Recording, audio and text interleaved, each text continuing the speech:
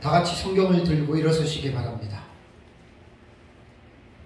봉독해 드릴 하나님의 말씀은 신약성경 요한계시록 8장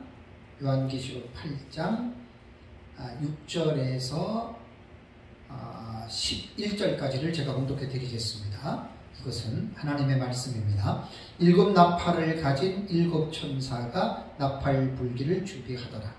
첫째 천사가 나팔을 부니 피 섞인 우박과 불이 나와서 땅에 쏟아지매 땅의 3분의 1이 타버리고 수목의 3분의 1도 타버리고 각종 푸른 풀도 타버렸더라. 둘째 천사가 나팔을 부니 불붙는 큰 산과 같은 것이 바다에 던져지매 바다의 3분의 1이 피가 되고 바다 가운데에 생명 가진 피조물들의 3분의 1이 죽고 배들의 3분의 1이 깨어지더라. 셋째 천사가 나팔을 부니 횃불같이 타는 큰 별이 하늘에서 떨어져 강들의 3분의 1과 여러 물샘에 떨어지니 이 별 이름은 쓴 쑥이라. 물의 3분의 1이 쓴 쑥이 되매 그 물이 쓴 물이 되므로 많은 사람이 죽더라. 넷째 천사가 나팔을 부니 해 3분의 1과 달 3분의 1과 별들의 3분의 1이 타격을 받아 그 3분의 1이 어두워지니 낮 3분의 1은 비추임이 없고 밤도 그러하더라. 아멘. 네, 앉으시기 바랍니다. 제가 지금 이제 8장 6절부터 지금 12절까지 제가 말씀을 봉독했습니다. 이 부분은 이제 8장에서 오전에 제가 말씀을 드린 대로 요한계시록은 장과 절로 보지 말고 동경과 삽경, 단락으로 보라 그랬죠, 그죠? 단락으로 구분을 하면 이제 오전에 전 시간에 제가 8장 1절에서 5절까지 말씀을 드렸는데 8장을 들어오면 1절과 2절은 제2본경이 됩니다. 제2본경이 된다라고 하는 말은 뭐냐면 세 가지 7 시리즈에 해당되는 본문을 우리가 본경이라고 얘기를 하고 세 가지 7 시리즈 외에 다른 본문을 삽경인 막간계시라고 우리가 말씀드린다고 얘기를 했잖아요. 그래서 요한계시록은 오전에도 말씀드린 대로 6장부터가 제일 어렵습니다. 1장과 5장은 괜찮아요. 그리고 20장과 21장도 괜찮아요. 사실은 제일 요한계시록의 난해한 장이 어디냐면은 6장부터 19장이에요. 그래서 6장부터 19장의 해석을 잘해야 요한계시록이 어떠한 내용인지를 알 수가 있고 신학적인 입장이 6장과 19장을 해석하는 것은 정확하게 달라지고 그렇게 됩니다. 그래서 제가 이제 책을 쓴 것이 여러분 목차에도 말씀드린 대로 본경과 삽경의 구절, 장과 절을 중심으로 쓴 게 아니에요. 사건을 중심으로 본경과 삽경의 이 중심으로 제가 이제 책을 썼고 또 강의도 제가 지금 그렇게 지금 제 책을 가지고 하고 있습니다. 그래서 8장의 전 시간에 말한 1절과 2절은 7번째 인이 떼어지면서 반시간 고요하고 그 다음에 7 나팔을 가진 7 천사가 서 있었다. 그게 7째 인의 내용이에요. 그래서 이것을 8장 1절과 2절을 본경인데 제1본경이 6장이었기 때문에 본경의 순서로는 제2본경이 된다. 그 다음에 8장 3절에서 5절까지의 내용을 보면은 세 가지 7 시리즈가 아닌 금양로를 쏟는 사건이니까 그 본경이 아니잖아요. 그죠? 그럼 삽경이 되는 거예요. 막간계시가 되는 거예요. 그럼 6장부터 내려와 올 때 보면은 막간계시 첫 번째 막간계시가 7장이라 그랬죠? 그 다음에 이제 8장 3절과 5절에 막간계시가 나왔으니까 이거는 막간계시 순서로는 두 번째 막간계시가 된다. 그 말입니다. 자, 그러고 나서 이제 8장 6절을 딱 들어왔습니다. 6절을 들어오면은 이 사건이 무슨 사건이냐면 7 나팔을 가진 7 천사가 나팔 불기를 준비했는데 7 나팔을 가진 천사가 나오죠. 그 다음에 이제 7절에 첫째 천사가 나팔을 불어요. 12절까지 넷째 천사 나팔을 불어요. 그러면은 이 본문은 우리가 8장 6절에서 12절까지는 세 가지 7 시리즈의 본문이기 때문에 이것은 본경이 되는 거예요. 본경. 그죠? 본경이 되니까 본경으로 본다면 어떻게 돼요? 제2본경이니까 여기서 제3본경이 되는 거예요. 제3본경이 8장 6절에서 12절까지가 요것이 이제 첫째 나팔에서 넷째 나팔까지의 사건이 나오잖아요. 그죠? 그래서 이제 이 형식상 구조는 기록된 순서대로 먼저 우리가 정리를 하고, 그 다음에 이제 이것을 이제 내용상 구조로 들어가면 이제 이 본문에 나타난 이 본문을 우리가 이제 주의를 해야 됩니다. 서기를 하고 해석을 하고, 그러다 보면 이제 이 해석이 첫째 나팔, 둘째 나팔, 셋째 나팔, 넷째 나팔은 우리가 읽은 대로 이러한 내용이었는데, 그렇다면 첫째 나팔은 언제 이 사건이 일어나느냐, 둘째 나팔은 언제, 셋째, 넷째 나팔은 언제 이 사건이 일어나느냐를 전체적인 신학적인 틀 안에서 일목요연하게 그것을 정리를 해야 된다, 이 말입니다. 그러니까 제가 지금 가르치는 거는 마구잡이로 가르치는 게 아니에요. 자랑이 아니라 정확하게 신학적 입장과 이런 형식과 체계를 가지고 정확하게 그 요한계시록 독법에서 나는 미래주의 해석이고 우리는 본경과 사경의 상호 교차 구조를 가지고 하고, 그 신학적인 틀 속에서 지금 일목요연하게 지금 제가 책을 썼고 강의를 한다, 그 말입니다. 대부분 보면은 요한계시록 그렇게 강의한 데 거의 없어요. 그냥 마구잡이를 해요. 마구잡이. 솔직한 얘기로 뭐 요한계시록 독법의 지식도 없고 그런 것도 없이 그냥 누가 뭐라고 했으니까 뭐 누가 뭐라 이렇게 사실들 지금까지도 하고 있기 때문에 좀 그게 이제 저도 연구를 하면서 조금 많이 안타깝다고 하는 그 말입니다. 그러니까 성경을 연구할 때는 그래서 체계적으로 해야 되고 합리적으로 성경을 연구들을 해야 됩니다. 그러기 위해서는 모든 지식들과 신학적인 지식들이 뒷받침이 될 때 이제 그것이 올바른 어떤 내용이 될 수가 있는 거죠.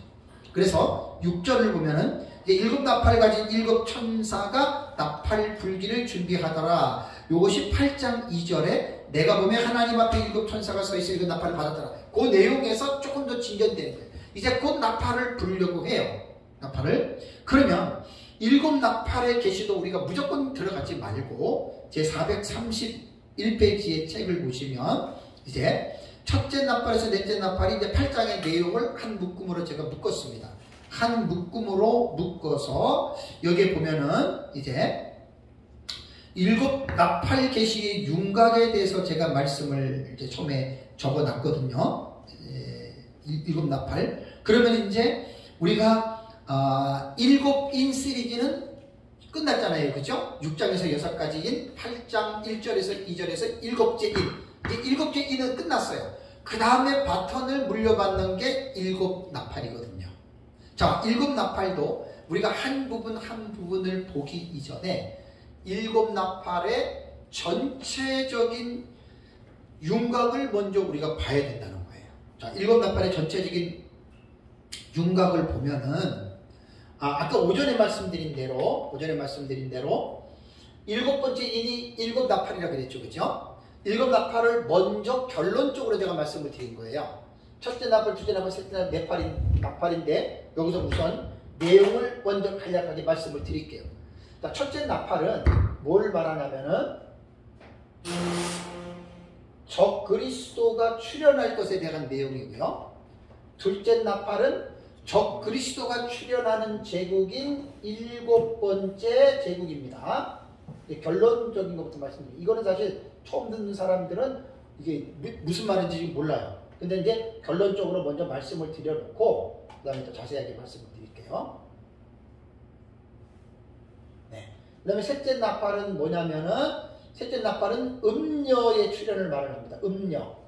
음녀는 계시록 17장에 나와요. 17장에. 그 다음에 넷째 나팔은 뭐냐면 영적인 흑암입니다.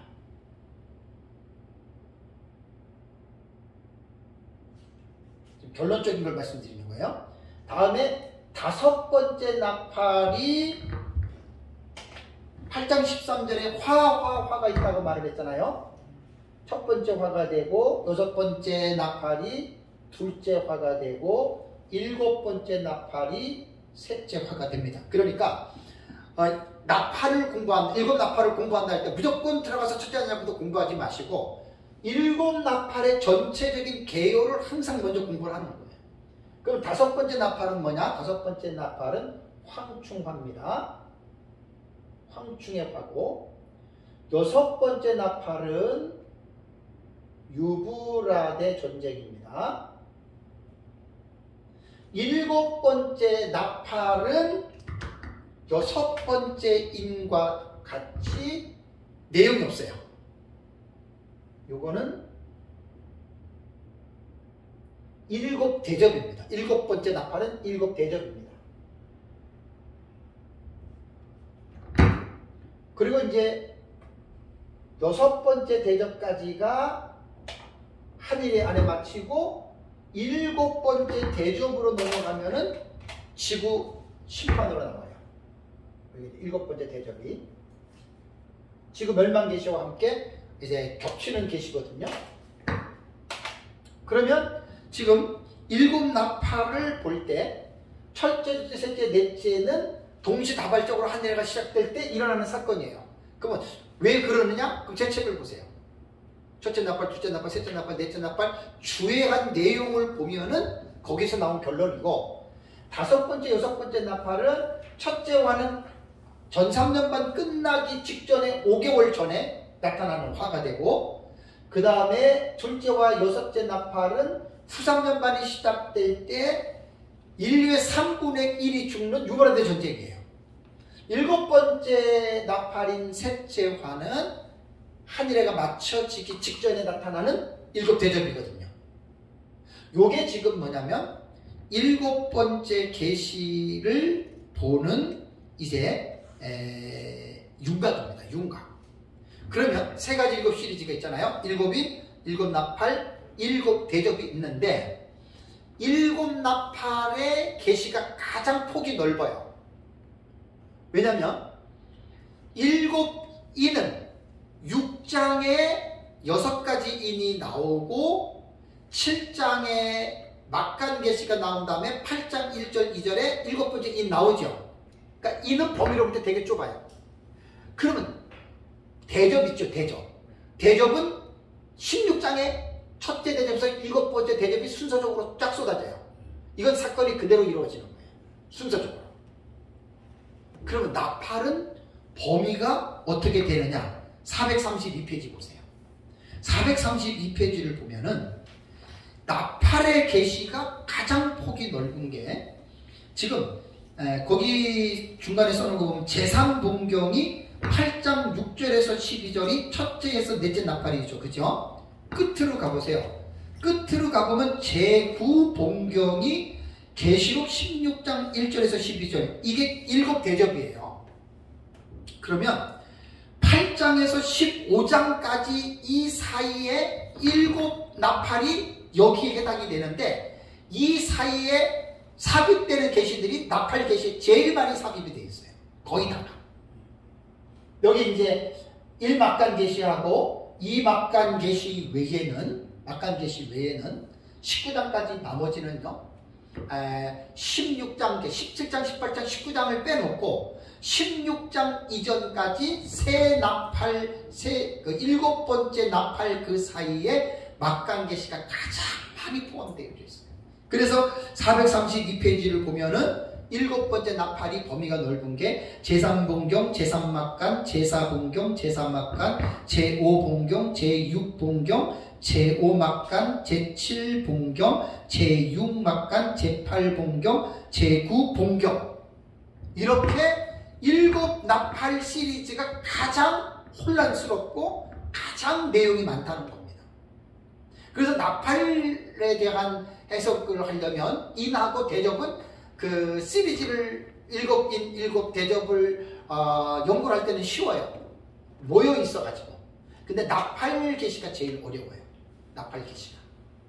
그 사이에 삽입된 계시들도 많고, 그 다음에 이제 7대접이 끝나고 나서 17, 18, 19장도 막간 계시, 삽입 계시로 들어가니까 그거는 뭐 이제 그렇게 어렵지는 않아요. 구조적으로 볼 때. 그렇다면 7계시를 해석하는 유형이 있습니다. 요거는 꼭 알고 넘어가셔야 됩니다. 433페이지를 보시면 7나팔의 계시를 해석하는 유형은, 이건 뭐 다른 본문하고도 해석이 되는데 크게 3가지입니다. 문자적으로 7나팔을 다 해석하는 사람이 있고, 두 번째는 7나팔을 다 상징적으로 해석하는 사람이 있고, 세 번째는 상징과 문자를 병행해서 해석하는 경우가 있습니다. 그 다음에 또 일곱 나팔을 사건적으로 볼 때는 역사적으로 성취된 과거주로 해석하는 이 해석들이 있어요.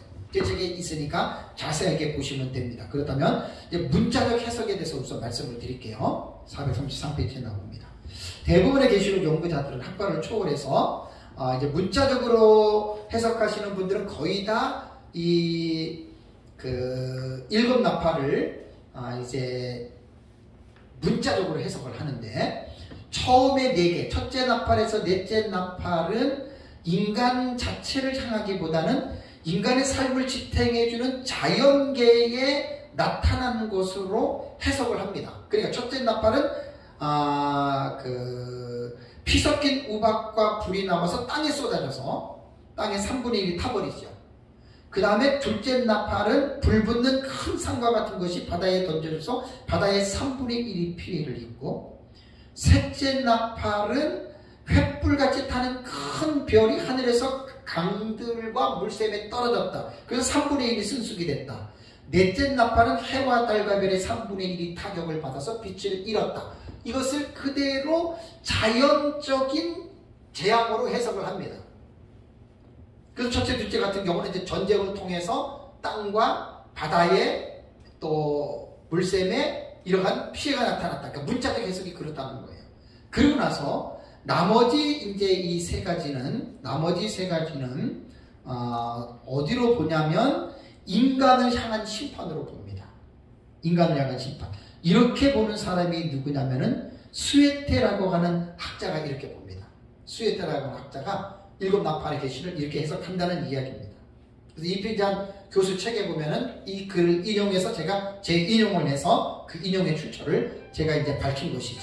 그래서 그 밑에 보면은 이제 첫째 나팔, 둘째 나팔, 셋째 나팔, 넷째 나팔, 다섯째, 여섯째, 일곱째 나팔 쭉 나오죠. 그죠?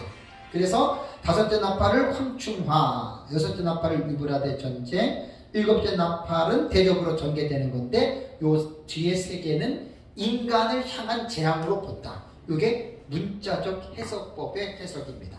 그러면 문자적 해석가들이 이게 지금 해석하는 법을 우리가 보는 입장에서 제가 좀 비판을 하는 거예요. 왜냐하면 문자적 해석가들은 대부분 첫째와 둘째 나팔의 사건을 전쟁을 통해서 이 세상에 나타나는 재앙으로 본다 그랬죠. 그런데 그렇다면 언제 이 전쟁이 일어나느냐를 밝혀야 되잖아요. 언제 일어나느냐. 그리고 또 이 전쟁이 일어난다면 앞에서 있는 6가지의 일에 대한 사건이 있잖아요. 그리고 앞으로 뒤에 나타날 7가지 대적이 있잖아요. 그것들과의 관계 속에서의 관계를 규명해야 돼요. 그러니까 막 무조건 그냥 이건 전쟁이, 이건 뭐고, 이건 뭐고 막 이렇게만 해놓으면 나중에 총 정리가 안 돼요. 종합 정리가 안 돼요. 그래서 체계적으로 정리를 할 수 없기 때문에 이런 부분에서는 분명하게 이게 만약에 전쟁이라면 언제 어느 시대에 어떻게 전쟁이 일어나는지에 대해서 분명하게 여러분 이것을 밝혀야 됩니다. 자, 그런데 이것은 조금 전에 말씀드린 대로 우리가 보는 입장에서 비판하는 것이라 그랬잖아요. 그렇죠? 자, 우리는 사실 계시록 6장부터 19장에 나타나는 사건을 70일의 계시를 기초로 해서 한 일에 동안 7년 안에 일어나는 사건으로 보잖아요. 그죠? 그럼 우리가 입장으로 볼 때 첫째 나팔과 둘째 나팔을 전쟁을 통해서 일어나는 이 세상의 3분의 1의 지구가 파괴되는 것으로 본다면 요한계시록에 전쟁이 2개만 나오는 게 아니잖아요. 당장 둘째 화인 6번째 나팔 유브라데 전쟁 나오잖아요. 이 전쟁은 지구의 3분의 1 인구가 죽어요. 사람이. 엄청나게 큰 전쟁이거든요. 그러면 이제 우리 입장에서 비평하는 거라고 얘기를 했어요. 우리 입장에서 볼 때는 의문이 들잖아요. 첫째 나팔과 둘째 나팔도 땅의 바다와 또 이 강의 물샘들이 3분의 1이 파괴가 되고 뭐 피같이 되고 그렇게 된다면 지구가 거의 3분의 1 파괴됐다 그러면 사람이 살기 힘든 상황이거든요. 그리고 또 이제 6번이 유브라데전쟁으로 지구 3분의 1 인구가 죽을 정도면 이건 이제 전쟁의 개시가 확실한데 핵전쟁으로 우리가 볼 수밖에 없거든요. 그러면 어떻게 되겠어요? 이게 동시에 나타나는 것도 아니고 첫째 나팔 불려지고 둘째 나팔 불려지고 셋째 나팔 불려지고 넷째 나팔 불려지면서 지구가 그것만 해도 벌써 끝이 나야 되잖아요. 그 뒤에 또 둘째와 6번째 나팔 유브라데 전쟁이 있거든요. 그 우리 입장에서 정당하게 비판할 때 이렇게 생각할 수가 있잖아요. 지구 하나 갖고 될 수가 있겠느냐. 이게 이제 민 목사님이 주장하는 거잖아요. 맞는 거지요. 지구는 하나밖에 없는데 하나밖에 없는 지구가 파괴가 되고 그 타격을 받는데 아니, 어느 정도로 해야 될 거 아니에요. 그죠? 그것도 견딜 만한 어떤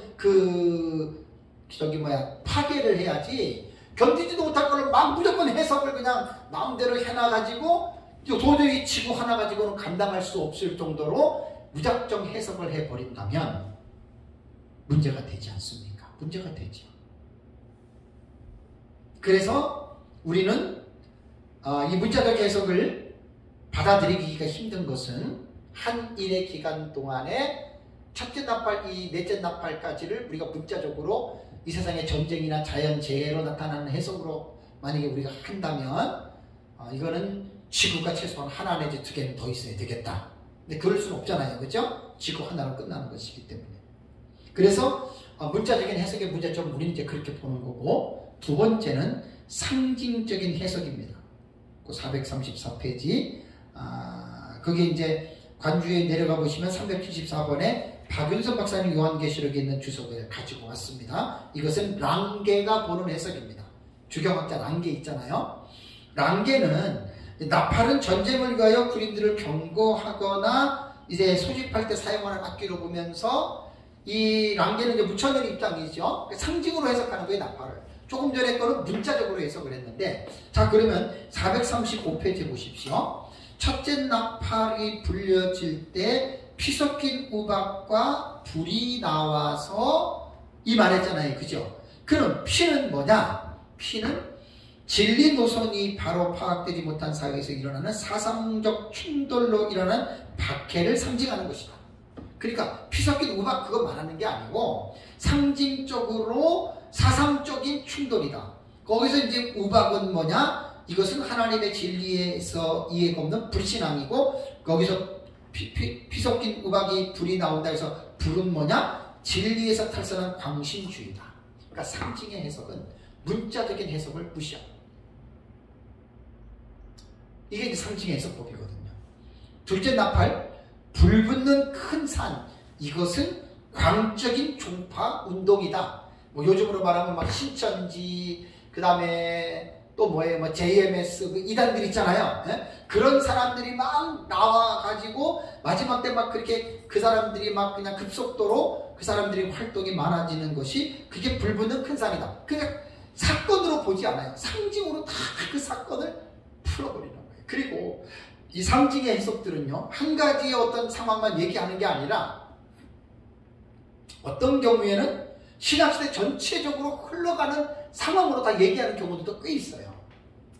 그러니까 상징의 해석가들은 나름대로 자기들이 보고 있는 어떤 틀들과 자기들이 말하고자 하는 것들은 충분하게 뒷받침하고 말을 합니다. 이달이 아닌 이상에는요, 학자들이기 때문에 우리가 말하는 대로 가볍게 말들을 안 합니다. 다 자기들이 보고 있는 관점을 합리화를 시키든 뭘 하든 간에 전부 다 체계적으로 뒷받침을 다 합니다. 함부로 비판하는 것도 사실 좀 무리가 있다고 보는 거예요. 그 다음에 셋째 나팔은 횃불같이 타는 큰 별이 하늘에서 떨어져서 이 초자연주의를 합리주의로 떨어뜨려 생각하는 거짓된 신학사상이다. 그러니까 셋째 나팔은 횃불같이 타는 큰 별이 하늘에서 떨어져 강들의 3분의 1과 물샘에 떨어지니 그 별의 이름은 씀쑥이라 그러잖아요. 이것은 뭐냐면 거짓 신학사상을 가르칩니다. 그런데 요즘에 이제 거짓된 신학 사상들이 많이 나와서 뭐 종교 다원주의나 이러한 사상까지 나오잖아요. 그런데 이런 거를 가지고 이것이 셋째 나팔이 불려진 결과다. 이렇게 상징으로 본다 그 말이에요. 넷째 나팔은 이제 그 해와 달과 별이 이제 빛을 잃는 것을 어떻게 해석하냐면 계시된 진리가 인간들의 그릇된 해석으로 인하여 그 빛을 나타내지 못한다. 그러니까 그럴듯한 거예요. 어느 문자적인 해석이나 상징적인 해석이나 들어보면은 그럴듯해요. 다섯 번째 나팔도 황충하를 복음을 가리키는 이단이다. 여섯째 나팔도 유브라데 전쟁도 악한 천사들이 마병대와 같은 위력 있는 거짓 교훈으로 땅 위를 한번 휩쓸 것을 상징한다. 이게 바로 상징의 해석입니다. 사실 무천년의 해석은 거의 다가 다 상징이죠. 그러니까 텍스트를 읽고 문자적인 해석을 따라가지 않아요. 다 상징으로 풀어버려요. 이게 사실 무천년 해석법의 신학적 해석법의 이게 그 기본이거든요. 자, 그럼 상징적 해석의 문제점도 433페이지에 밑에 있습니다. 자, 상징의 해석은 우리가 어떻게 알아야 되냐면 해석자가 정하기에 따라서 기준이 달라요. 불 붙는 산 나라다. 그러면 그게 그 사람이 보는 게 그거. 또 다른 사람은 불 붙는 산은 뭐다. 나는 뭐다. 백이면 백, 천이면 천. 자기들이 세워놓으면 그 상징으로 보는 거예요. 대신에 문자적인 해석은 그럴 일이 없지요. 하나면 딱 하나지요. 네, 이런 거예요. 사실 상징의 해석은요, 이게 성경의 전체적인 맥락을 무시하고 무조건 상징으로 풀어가다 보면, 곧 알레고리로 풀어가다 보면 이거 진짜 위험한 해석이 상징 해석입니다. 그 집단이 누구냐? 신천지입니다. 신천지는 처음부터 끝까지 전부 다 비유입니다. 창세기부터 끝까지 문자적 해석 안 합니다. 다 비유입니다. 그래서 사람 환장하는 거예요. 칼빈의 성경 해석법으로 따지고 볼 때는 이 상징의 해석은 칼빈이 극도로 주의를 줬습니다. 그러니까 모형론이라고 기독론에서만 이 상징의 해석법을 사용하지 그 외에는 쓰지 말아라. 그리고 기독론조차도 과하게 상징의 해석을 하지 말아라. 칼빈이 신신당부를 했어요. 근데 무천년의 해석은 요한계시록 전부 다 상징으로 해요. 아마 칼빈이 살아있다면 상당히 대노했을 거라고 저는 생각을 합니다. 칼빈은 문자적 해석을 상당히 강조했습니다. 성경 문자적 해석을 우선으로 해라. 그게 칼빈 해석법이에요. 죄송하지만 무천년을 하시는 분들이 칼빈주의 말하면서도 칼빈의 이런 부분은 생각도 못하고 있더라고요. 요한계시록 독법책에 그 다 내가 칼빈의 글 인용해서 제가 씁니다. 그 정말 칼빈이 살아있다면 정말 대노할 일입니다. 상징의 해석은. 그 귀에 걸면 귀걸이, 코에 걸면 코걸이요. 상징의 해석은 정말 위험한 거예요. 따지고 보면. 그런데 종말론을 해석할 때, 제가 텍스트를 해석할 때 말씀을 드렸잖아요. 그죠? 요한계시록 독법에서 세대주의 전천년은 요한계시록 종말에 대한 텍스트를 전부 다 뭐로 봐요? 다 문자로 해석해요. 다. 무천년은 다 뭐로 본다고요? 다 상징이에요. 누가 맞고 누가 옳아요? 누가 틀려요? 서로가 극단위의 극과 극이에요. 근데 역사적 전천년은 문자적 해석을 우리는 중요시하고 문자적 해석을 시도하면서도 상징의 해석은 우리는 과감하게 상징으로 해석합니다. 이게 역사적 전천년이 가지고 있는 텍스트를 해석하는 장점이에요. 제가 좀 시간이 되면은 이번에 이제 요한계시록 독법에서 도표 안에다가 이 사건 하나를 우리는 이 사건을 문자적으로 하느냐 상징으로 하느냐, 문자와 상징으로 병행해서 하느냐, 그것도 제가 다 써놓으려고 그래요. 여러분 이거 되게 지금 중요하잖아요. 세대기는 거의 다 문자고 무천년은 거의 다 상징이잖아요. 그럼 우리는 문자적으로 볼 때는 문자적이고 상징으로 볼 때는 상징으로 보는 거를 적어놔야 되잖아요. 예를 들자면 1260일을 우리는 문자로 해석합니다. 계시록 12장에 한때 두때 반때 우리는 문자로 해석합니다. 상징으로 해석하는 사람은 1260일을 신약시대 전체로 봐요. 대부분. 엄청난 차이가 있죠. 그러니까 이제 우리 역사적 전천년은 그런 부분은 칼빈의 해석을 따라가는 거예요. 문자적 해석을 중시해요. 그래서 내가 이번에 책을 쓸 때 아마 그것도 좀 넣으려고 그래요. 어차피 사건은 이 구분을 다 해놨으니까 계시록 6장에서 19장까지 44가지 사건에서 예를 들면 첫째 인은 흰말이잖아요. 두 증인이잖아요. 그러면 두 증인을 우리는 흰말 탄 자가 이기려고 하더라를 문자적으로 봅니까? 우리는 상징으로 봅니까? 우리는 그 텍스트를 상징으로 보죠. 그죠? 두 증인이라고 하는 인물을 티오마르티스라고 하는 두 증인을 세워놓고 마지막 시대의 그 하나님의 마지막 시대 사역자들이잖아요. 그죠? 그럼 우리는 문자로 상징으로 본다라고 써놓는 거예요. 그 다음에 이제 둘째와 같은 경우는 이제 붉은 말은 전쟁이잖아요. 그럼 전쟁 우리는 뭐로 봐요? 우리는 문자적으로 봐요. 셋째 검은 말 같은 경우는 기근이잖아요. 한 데나리온에 이 나올 때 우리는 문자로 보잖아요. 그죠? 그 다음에 이제 네 번째의 그 청황색 말 같은 경우는 말 탄 자의 이름이 사망이고 적그리스인데 우리는 그건 또 상징으로 봐야죠. 그죠? 그러니까 이런 것들을 정확하게 우리가 이런 것들을 내가 좀 집어넣으려 그래요. 그래서 내가 보는 요한계시록에 대한 해석은 분명한 이러한 신학적 입장과 기준을 가지고 나는 요한계시록을 본다. 그렇게 내가 책을 쓴 거예요, 사실은. 이런 부분들은 이제 제 책에 좀 집어넣지 않아서 그러나 이제 해석을 주의한 부분들을 잘 생각하면 이런 부분들은 충분히 보고 이해를 할 수가 있습니다. 그래서 상징의 해석은 정말 이거 잘 구분해야 됩니다. 자칫 잘못하면 전부 다 알레고리로 빠져버리면 이거 신천지가 돼버리는 거예요. 그렇다고 해서 내가 전천년 입장에서 무천년을 그렇게 몰아붙일 수도 있지만 그렇게 몰아붙이면 다 싫어합니다. 무천년주의자들이. 네, 존중해야 됩니다. 그렇게 몰아붙이면 안 되고 설사 그렇다 하더라도 개혁주의 신학자들 중에 무천년주의자들을 추종하는 사람들이 많잖아요. 전천년도 많아요. 그러니까 서로가 비웃는 그러한 평가를 하면 안 됩니다. 그냥 상징으로 그렇게 하는구나. 우리랑 안 맞아도 그렇게 보자는 이야기죠. 다음에 상징과 문자의 해석의 병행은 433페이지에 나옵니다. 사실 요한계시록을 이렇게 자세하게 공부를 하려고 그러면 1년, 2년 가지고도 모자라요. 목사님도 설교해보세요. 모자랍니다. 근데 하려면 이렇게 자세하게 해야 돼요. 이거 그냥 넘어가면 안 돼요. 그래서 상징과 문자적인 해석을 병행하는데 첫 번째 435페이지 밑에 보면은 첫째와 둘째 나팔을 전쟁으로 일어나는 지구의 재앙으로 보고 셋째와 넷째는 상징으로 해석하는 유형이 있습니다. 그러니까 둘을 나누는 거죠.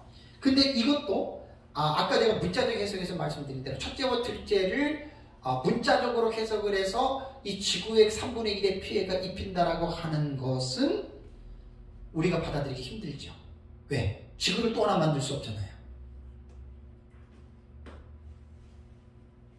그리고 또 하나, 첫째에서 넷째 나팔은 상징으로 하고 다섯째에서 일곱째 나팔은 문자적으로 해석합니다. 이것은 우리가 보는 해석입니다.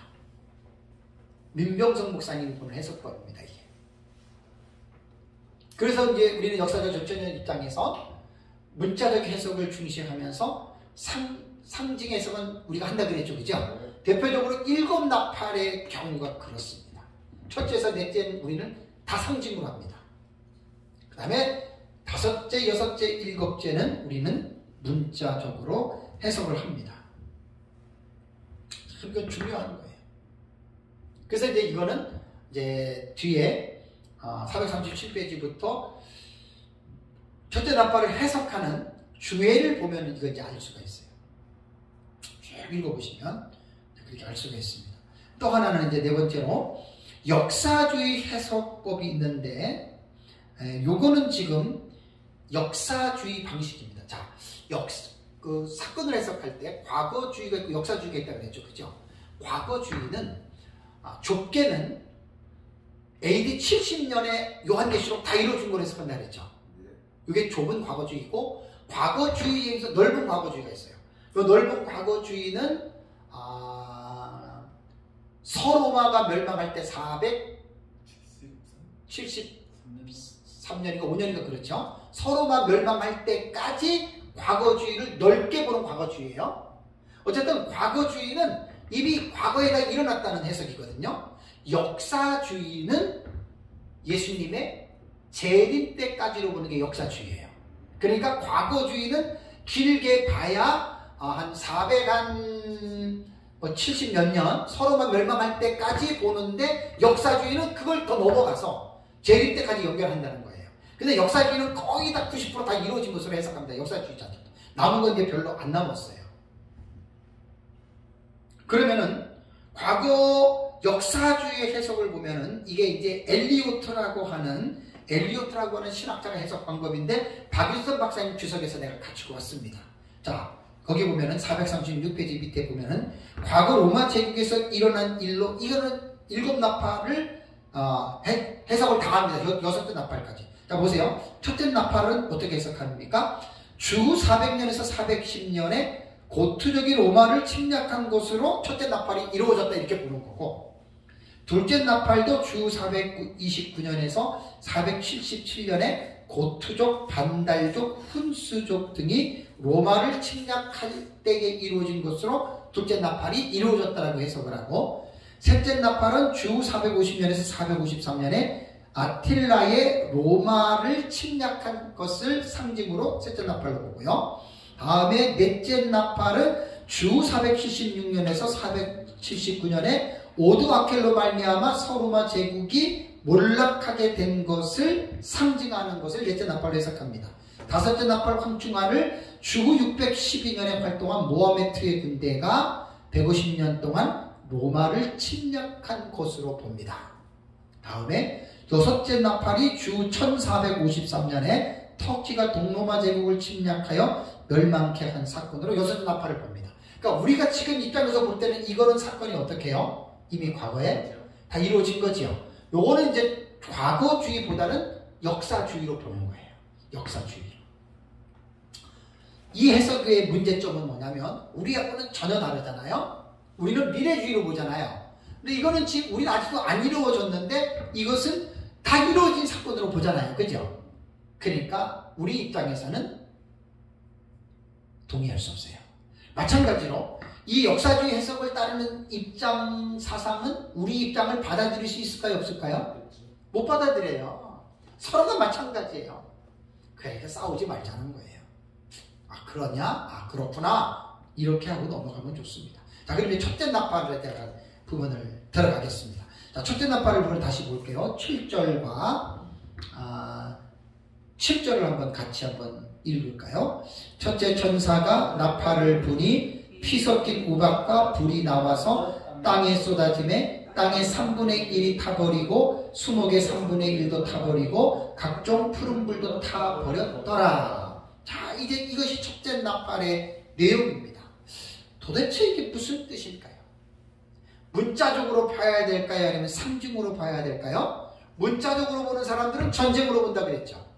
전쟁을 통해서 땅의 3분의 1이 파괴됐다. 이게 이렇게 보는 거고, 상징의 해석은, 상징은 기준을 어디다 세우느냐에 따라서 다 달라요. 다 달라요. 아까 이제 말씀드린 대로 랑게의 해석 같은 경우는 사상적인 충돌, 어떤 불신앙, 광신주의다. 이렇게 보는 게 랑게의 상징적인 해석이지만, 우리가 보는 입장에서의 상징은 결론적으로 말씀을 드리면 적 그리스도가 등장하는 것으로 우리는 해석을 합니다. 자, 그럼 왜 그럴까요? 그러면 적 그리스도가 등장하는 것으로 해석을 한다라고 하는 것은 저도 무작정 지금 말을 하는 게 아닙니다. 무작정 말을 하는 게 아니라 분명하게 이 부분에 대해서 우리가 해석하는 내용이 있습니다. 그래서 첫째 나팔에 대한 이 해석은 사실은 이제 437페이지부터 봐야 돼요. 제가 10분 정도 이거를 해야 되는데 이거 다 할 수도 없고, 거기 나머지 쭉 여러분들이 이제 읽어보시면 알겠지만, 결론적인 부분부터 이제 말씀을 좀 해야 되겠습니다. 440페이지로 넘어가시면 첫째 천사가 나팔을 부니 피 섞인 우박과 불이 나와서 그랬죠. 그죠? 자, 우박과 불이 나온 거예요. 우박과 불이 땅으로 떨어진 거예요. 근데 그냥 우박과 불이 아니고 피가 섞여 있어요. 이 우박이. 피가 섞여 있는 우박이에요. 그래서 여기에서는 하나님의 심판을 묘사할 때 출애굽기나 여호수아나 욥기서를 보면 우박이 사용이 됐던 걸로 볼 수 있거든요.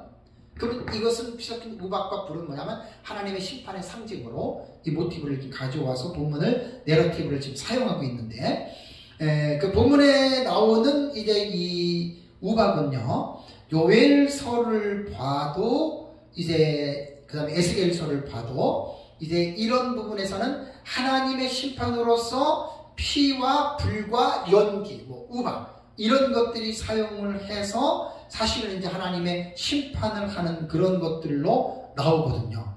그런데 우리는 여기서 문자적인 해석을 하지 않는다라고 했습니다. 문자적인 해석을 하게 되면 지구가 엄청나게 3분의 1이 파괴가 되니까 지구를 다시 만들 수도 없고, 또 곧바로 5번째에서 지구 3분의 1이 멸망하는 전쟁도 있어야 되니까 이거는 우리가 이제 생각할 수 없고, 우리는 이것을 상징으로 하는데, 그러면 피 섞인 우박과 불은 우리는 무엇으로 우리는 이것을 상징적으로 해석을 하느냐?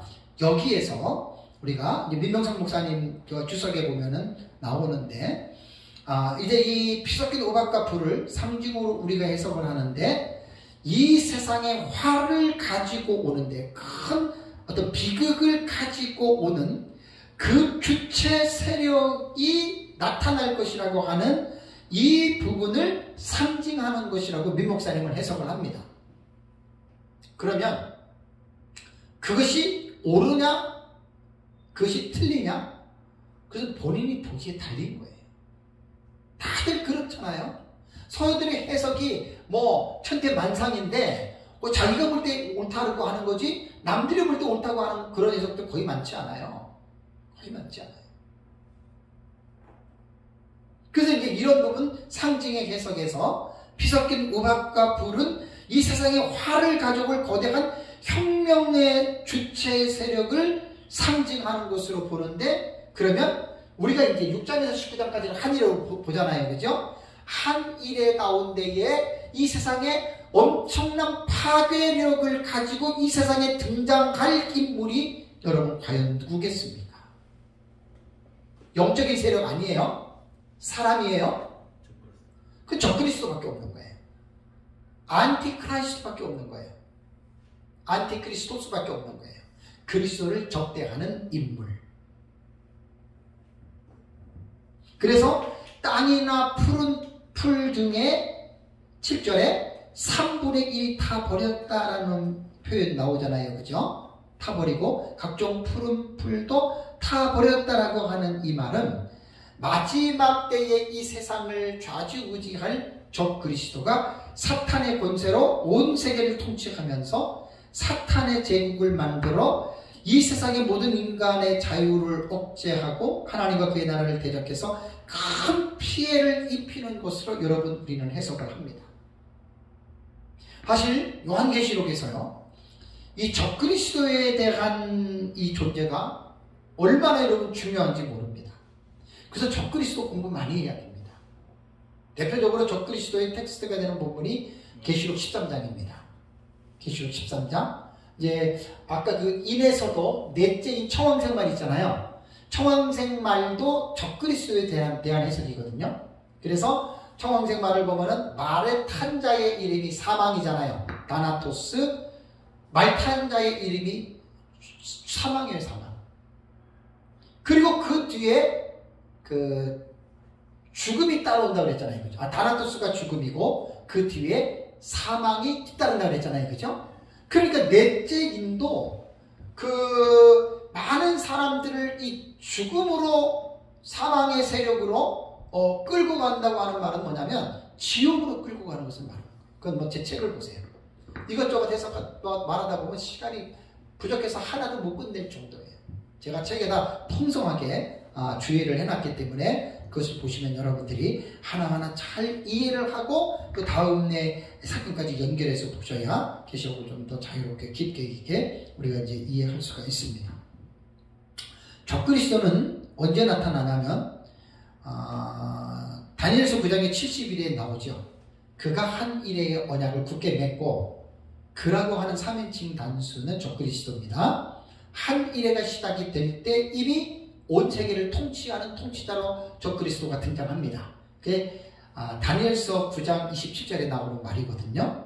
그러면 전삼년반 시작할 때에 적그리스도는 등장하게 되고, 그 다음에 적극적으로 이 세상에 이러한 엄청난 피해를 가져오는 때가 언제냐면 후 3년반 시작입니다.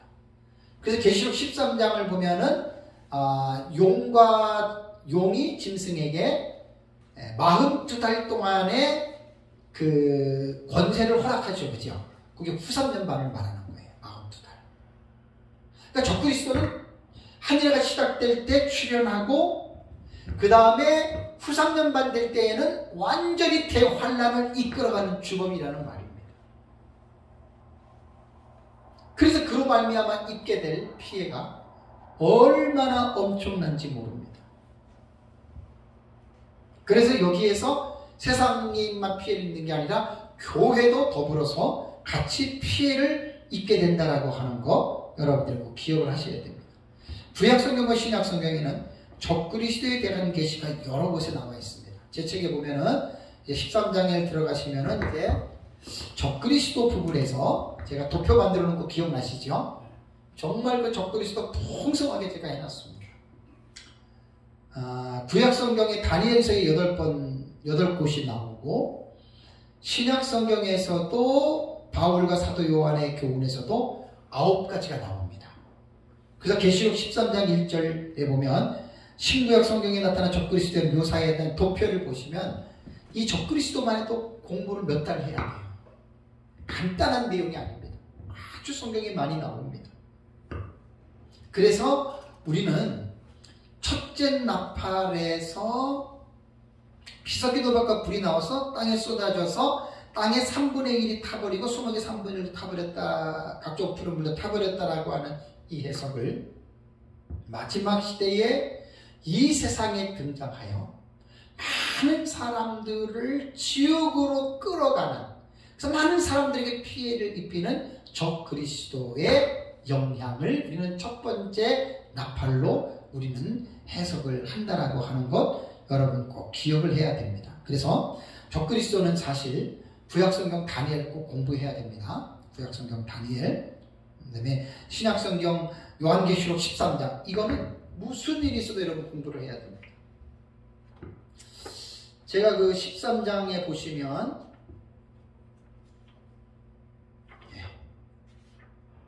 그 책이 몇 페이지냐면요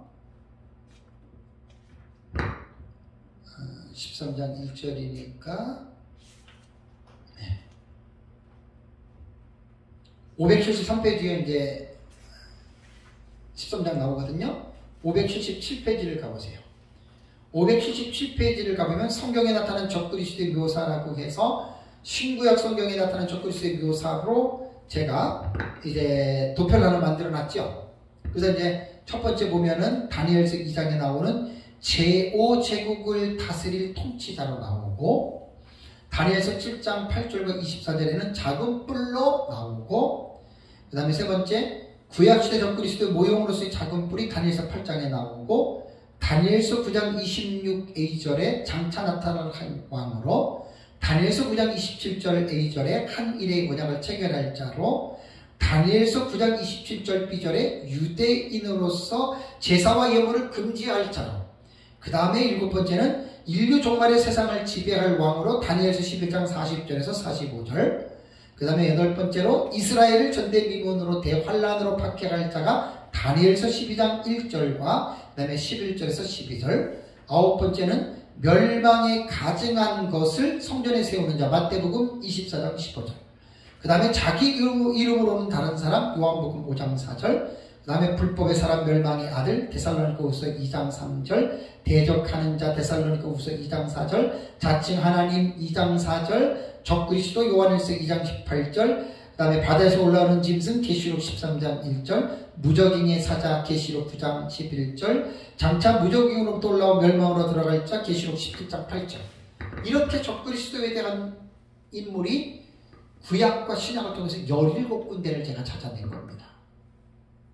민목사님의 주석에는 13가지가 나옵니다. 13가지가 나오는데 거기서 제가 4가지를 더 추가했어요. 4가지를 더 추가해서 마지막 때에 등장하는 안티크리스토스, 단수입니다. 적그리스도입니다. 요한일서 3장에 보면은 적그리스도들이라고 하는 안티크리스토이가 나오죠. 그러니까 단수와 복수를 잘 이해해야 돼요. 자, 요한일서로 한번 가보세요. 여러분. 요한일서 3장에 요한일서 2장이죠.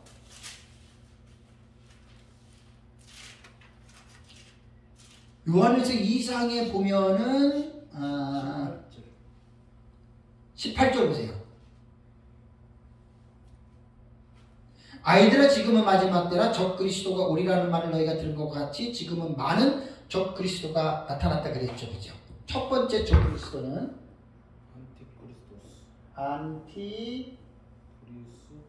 안티크리스토스고요. 두 번째는 안티크리스토이에요. 토이. 오스는 단수고 오이는 복수예요. 그러니까 적그리스도 단수고 적그리스도, 많은 적그리스도니까 이것은 적그리스도들이 되는 거예요.